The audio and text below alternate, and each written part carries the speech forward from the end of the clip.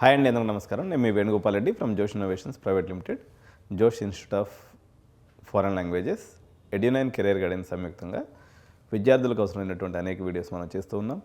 JEE ఎగ్జామ్స్లో నిమగ్నమైనటువంటి విద్యార్థులు, complete చేసుకున్నటువంటి విద్యార్థులు అందరూ కూడా ఇప్పుడు అన్ని యూట్యూబ్ ఛానల్స్లో వాళ్ళు రాసినటువంటి ఎగ్జామ్ ఎలా రాశారు, మా యొక్క పరిస్థితి ఏంది, మా పర్సంటైల్ పరిస్థితి ఏంది, మా యొక్క జేఈ లేదా ఐఐటి ఎన్ఐటీల యొక్క డ్రీమ్ పరిస్థితి ఏంటి అని చెప్పేసి తల్లిదండ్రులు, విద్యార్థులు సోషల్ మీడియాలోను, తర్వాత యూట్యూబ్లోను, గూగుల్లోను చర్చల మీద చర్చలు చేస్తున్నారు.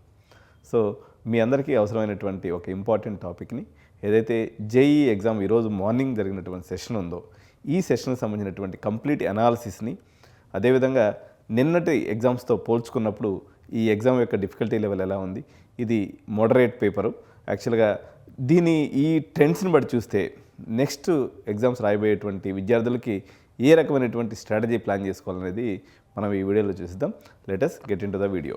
So JEE mains 2026 January 22nd shift, 22వ తారీఖు shift 1 analysis. So the great difficulty swap అనమాట. ఇప్పటి వరకు మనం లాస్ట్ ఇయర్ ట్రెండ్స్ని చూసుకున్నప్పటికీ, నిన్న first and second shift trend చూసుకున్నప్పటికీ మ్యాథమెటిక్స్ అనేది మనకు ఒక పెద్ద బర్డన్గా ఉండింది.